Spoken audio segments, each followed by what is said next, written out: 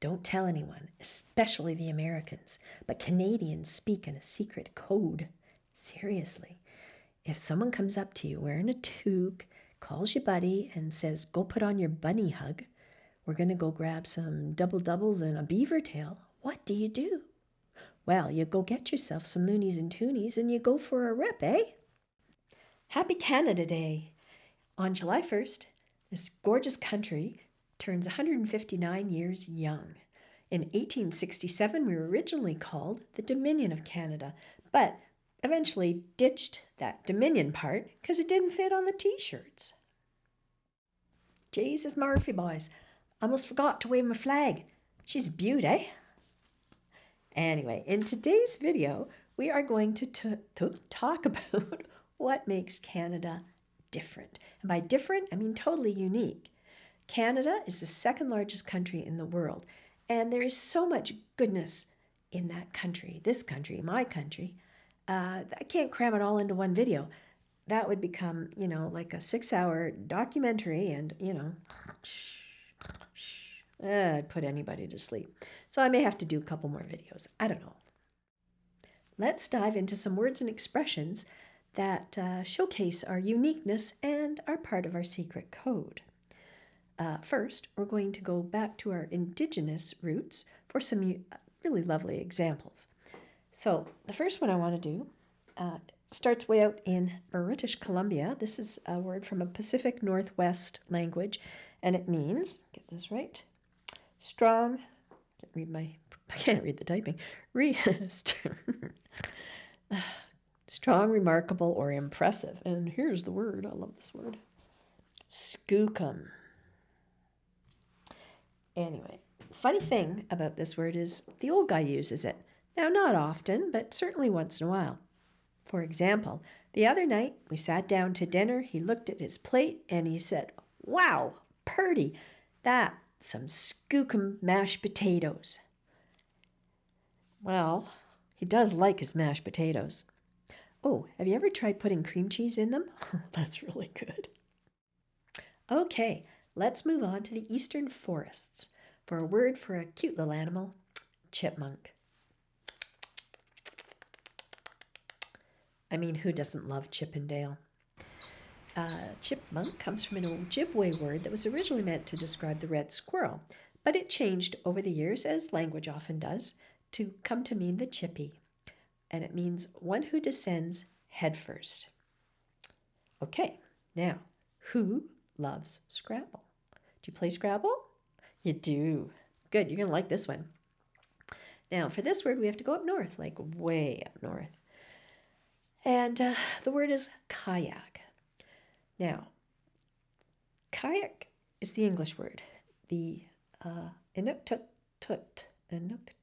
word is, get this in the screen, kayak, Q-A something, J-A-Q. Read the whiteboard, Perdie, Q-A-J-A-Q.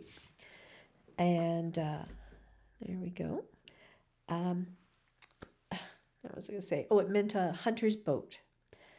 And now, if you are playing Scrabble, it is a legit word. Don't need a U, any U's, because there's 2 Q's in it. But because there are 2 Q's, that means you need a blank tile. But you can use it. Next, we're off to the forests of Atlantic Canada and the Mi'kmaq. The Mi'kmaq, it'd be good if I told you the word, toboggan. The Mi'kmaq used the toboggan as a heavy-duty winter freight vehicle to transport massive loads over the snow. It was basically, the first Canadian pickup truck.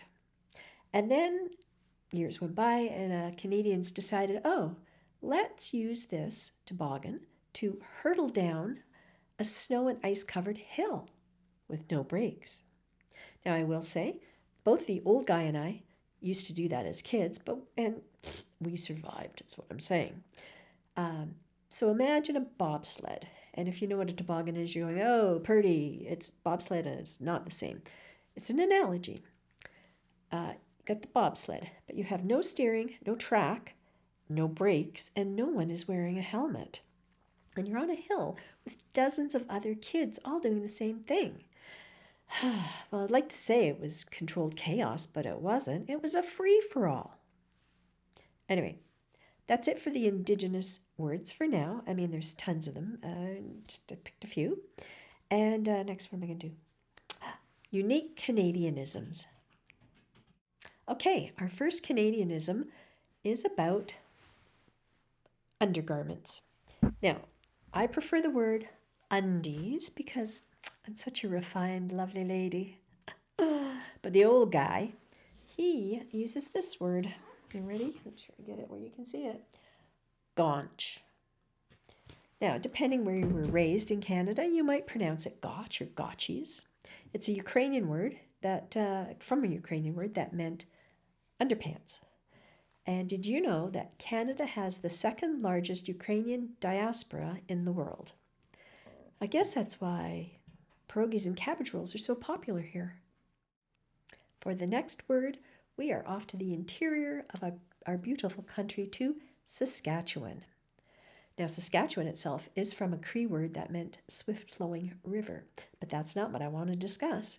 I want to discuss the infamous bunny hug. That's B-U-N-N-Y, bunny hug. Now, I have heard that legally in Saskatchewan, you have to say bunny hug. Just kidding. You know it as a hoodie. Now, why, Perdie, is it called a bunny hug? I don't know. There's some theories.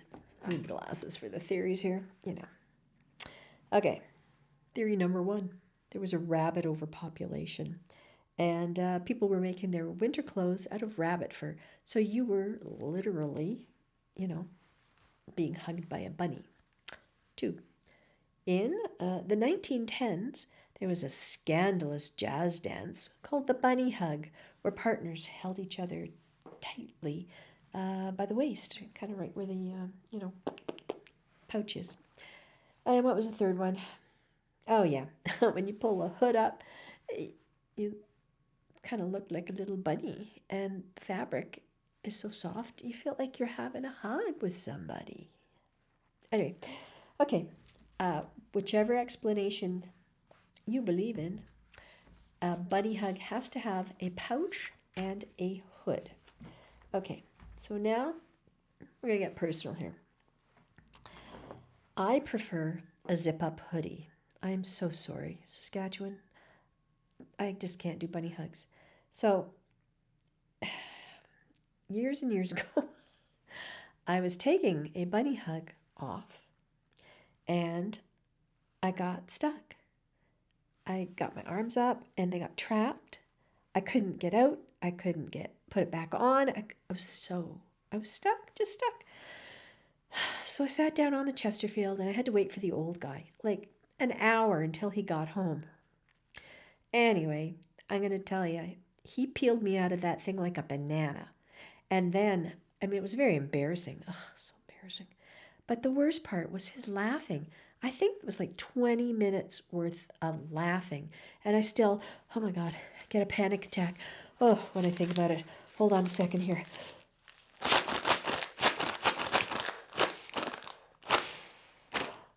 I think I'm all right. Oh my gosh. Oh my gosh. I don't even want to think about it anymore. I'm not going to explain loony and toony, eh? Except you use your loonies and toonies to buy your double-double when you go to Timmy's. And if you have enough, you can get a 2-for for the 2-for. Come to Canada, you'll figure it out. Okay, my next word is a contentious one. Toque. You know what a toque is, right? It's a knitted hat, wear them in the wintertime, has a brim and a pom-pom. There is a caveat.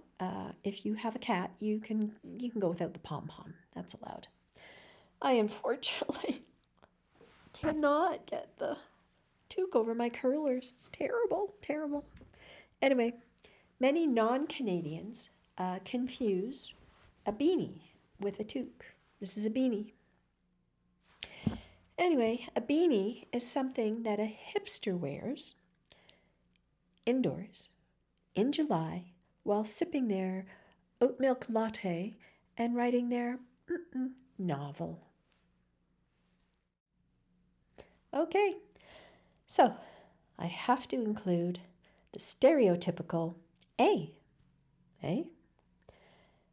A, must read this, is used at the end of a sentence to invite agreement, check comprehension, or to actually keep a conversation going. And it turns out A has an actual linguistic term. It is an invariant question tag. So it's a polite tool to get a person to agree with you, and it creates a social bond, like when you say, nice day out, Sorry, it's such a habit, And speaking of sorry, we do say sorry a lot, and it turns out that in Canada, there are laws that state that saying sorry after a car accident or a slip and fall accident does not constitute an admission of guilt in a court of law. And it has a great name. It's called the Apology Act. Now, I'm not just a pretty face. I like my facts. But I will say, I do say sorry a lot. Two Canadians will bump into each other and both will say sorry. We apologize to inanimate objects. For example, I'll be cleaning, and I'll bang the baseboard. Well, I will turn around and say sorry to both the vacuum and the wall. It's just what I do. So there you have it, our secret Canadian code. I got to tell you, the country is so huge and there's so much to talk about. I think I'm going to have to do another video or two. Now, you should watch for those in the future.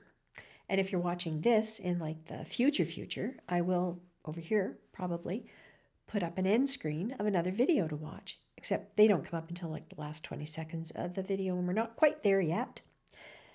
Anyway, today we talked about some beautiful Indigenous words, this great mystery of the undergarments, and of course why I love, oh no, zippers. Oh no, hang on.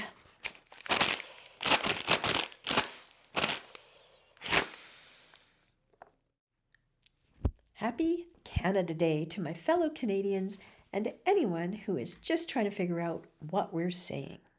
Now you might want to hit subscribe and that notification bell so you don't miss my next Skookum video. I hope to be able to explain some of our quirky customs and habits or innovations, and of course our wonderful food. And then I would like to do a video about people, Canadian people that is, and the famous ones. You don't want to miss any of that, do you, See you next time.